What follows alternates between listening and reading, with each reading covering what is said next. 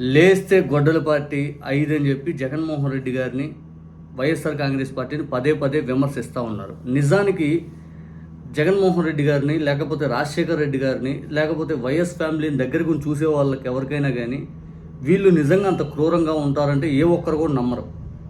Because వాళ్ళు చూపించే ప్రేమ, వాళ్ళు ఒక వ్యక్తిని నమ్మితే ఎంత దూరమైన రావటం, ఇవన్నీ చంద్రబాబు నాయుడు గారు జీర్ణించుకోలేరు. ఎందుకంటే చంద్రబాబు నాయుడు గారు తన రాజకీయ జీవితం ఇంకొక 50 ఏళ్ళు ఉన్నా కూడా ఆయన ఇలాగే మోసం చేయటం, మాయమాటలు చెప్పటం, అవసరానికి వాడుకొని పక్కన విసిరేయటం, ఆయన రాజకీయ జీవితం అంతా ఇలాగే నచ్చింది. మొన్న జగన్మోహన్ రెడ్డి గారు అడిగిన దానికి ఏ ఒక్కదాని సమాధానం వాళ్ళు చెప్పాల.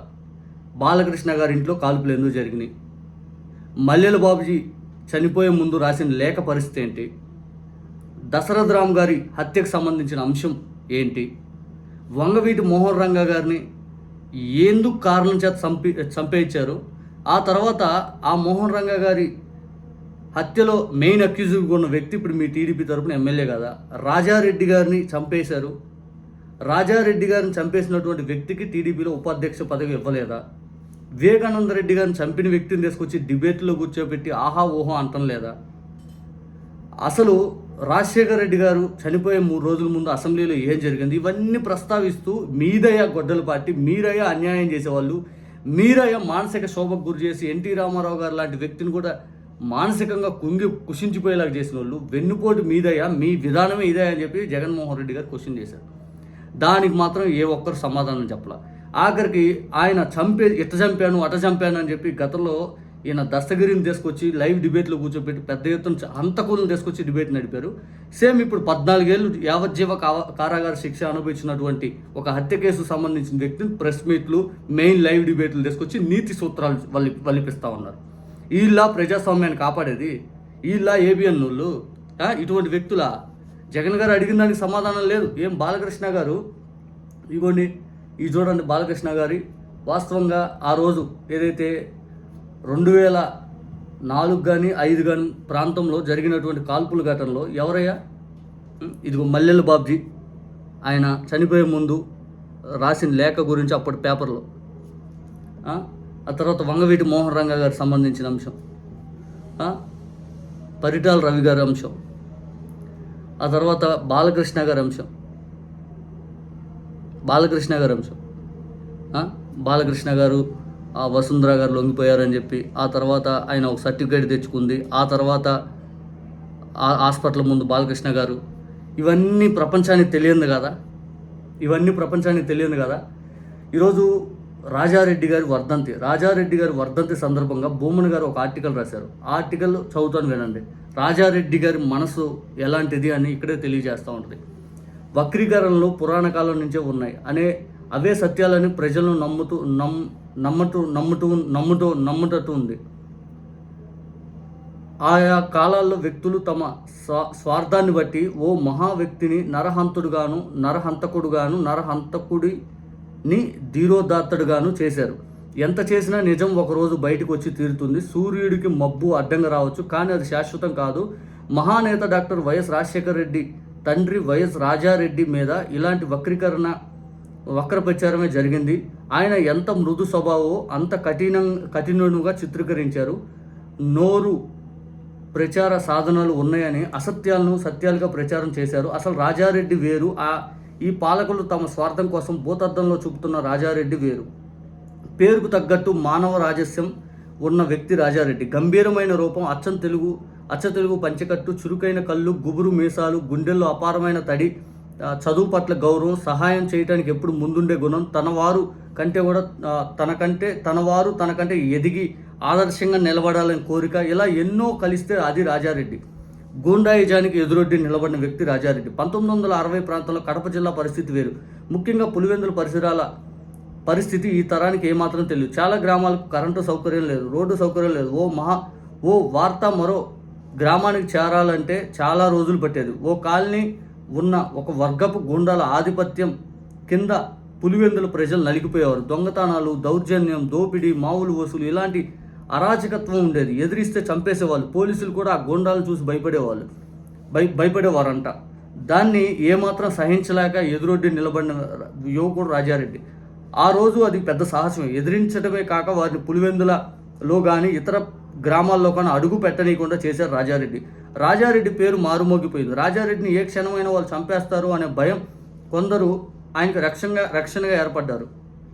ఆఖరి నిమిషం వరకు ఆయన అన్యాయాన్ని ఎదిరించాడు, నేరాలను ఆపాడు. ఆయన ఏ నేరము చేయలేదు. నిజానికి ఒక ఋషితుల్యత కనిపించేది ఆయనలో. మితభాషి కానీ జీవితాన్ని చదివిన వ్యక్తి కావటం వల్ల మాట్లాడే ప్రతి మాట ఎంతో విలువను సంతరించుకునేది. ఆహారం పట్ల ఏమాత్రం కూడా ఆసక్తి లేదు. ఏదైనా తినేవాడు, మితంగా తినేవారు. ఎయిర్ కండిషన్ గదిలో ఎంత హాయిగా పడుకునేవాడో ఏటి గట్టు మీద చెట్టు నీడన గడ్డి దిండుతో అలానే పడుకునేవారు. ఆశ్చర్యం వేసేది నాకు చాలా విషయాలు ఆయన చూసి నేర్చుకున్నాను. చిన్నదానికి కూడా చలించిపోయి గుండె ఉన్న పైకి గండరగరుడు. కడప పార్లమెంట్ ఎన్నికల్లో 4 సార్లు కమ్యూనిస్ట్ అభ్యర్థికి ఏజెంట్గా పనిచేశారు. వామపక్ష భావజాలాన్ని ఇష్టపడే వ్యక్తి. అందుకే ఆయనకు నాకు స్నేహం కలిసిందేమో. గజ్జెల మల్లారెడ్డి, రాజమల్లు రామచంద్రారెడ్డి లాంటి కవులు సాహిత్యవేత్తలు ఆయనకు మంచి స్నేహితులు. ఏ రచన, ఏ సిద్ధాంతకర్త కలిసినా వారు చెప్పేది శ్రద్ధగా విద్యార్థి మాదిరిగా వినేవారు. అవతల వ్యక్తిలో ఏమాత్రం విజ్ఞానం ఉందని భావించిన వయసు మరిచి గౌరవించేవారు. పేదవాడి న్యాయం కోసం ఎంత దూరమైన వెళ్ళేవాడు. రాజీ అనేది ఆయనకు తెలియదు. ఎందరి సమస్యలో ఉన్నా చాకచక్యంగా పరిష్కరించేవాడు. ఆయనకు పెద్దగా పరిచయం లేకపోయినా మిమ్మల్ని నమ్మి వచ్చాము అంటే ఎంత దూరమైనా అండగా నిలబడేవాడు. చిన్నవాడినైనా పెద్ద మనసు. నాకు ఆయనకు వయసు తేడా ఉంది. చిన్నవాడిని కానీ కలిశాక స్నేహబంధం ఏర్పడ్డాక ఆయన నా చెయ్యి వదలలేదు. నాకు గురువయ్యారు, ఆప్తుడయ్యారు, అన్నీ అయ్యాడు. జారిపోతుందేమో అన్న భయం నా చెయ్యి మరింత గట్టిగా పట్టుకుని నన్ను నాకన్నా బాగా చూసుకున్న వ్యక్తి రాజారెడ్డి. 2 దశాబ్దాలు పెనవేసుకుపోయిన బాంధవ్యం మాది. 1985లో ఎమర్జెన్సీ విధించినప్పుడు తిరుపతి నుంచి నన్ను కొందరు మిత్రుల్ని అరెస్టు చేసి హైదరాబాద్లోని ముషీరాబాద్ జైలులో ఉంచారు. తిరుపతిలో రాడికల్ స్టూడెంట్స్ యూనియన్లో చురుగ్గా ఉండేవాడిని. ఆనాడు దేశం మొత్తం మీద అరెస్ట్ అయిన వారిలో అత్యంత పిన్న వయస్కు నేనే. దాదాపు 21 నెలలు ముషీరాబాద్ జైల్లో గడిపాము. చదువు, ఆటలు, పెద్దలతో చర్చలు ఇదే దినచర్య. మేము వెళ్ళిన కొన్ని మాసాలకు అదే జైల్లోకి డ్యూటేనియులుగా వచ్చారు రాజారెడ్డి, ఆయన పెద్ద కుమారుడు జాజిరెడ్డి. అక్కడ ఆయన్ని తొలిసారి చూశాను. ఆయన గాంభీర్యం చూసి పలకరించాలా వద్దా అనే సందేహంలో ఉండిపోయాను. 2వ రోజు అనుకుంటాను, సాయంత్రం వాలీబాల్ కోర్టు దగ్గర నన్ను పలకరించారు. అందరికంటే చిన్నవాడిని కావటం వల్ల దగ్గరకు తీసుకున్నారు. నేను ఆడొచ్చా అని అందరిని అడిగి గ్రౌండ్లోకి అడుగుపెట్టారు. నాలో నేను నవ్వుకున్న, ఈ వయసులో ఈయనకు వాలీబాల్ కావాలా అని. అర్ధగంటలో అర్థమైంది నేను తప్పని. ఆయన స్టామినా, ఆడే నైపుణ్యం ఆశ్చర్యం కలిగించాయి. ఉదయం గార్డెనింగ్ లాంటి పనులు, సాయంత్రం వాలీబాల్, రాత్రి బ్యారక్ మూసాక చదువుకోవటం జరిగేది.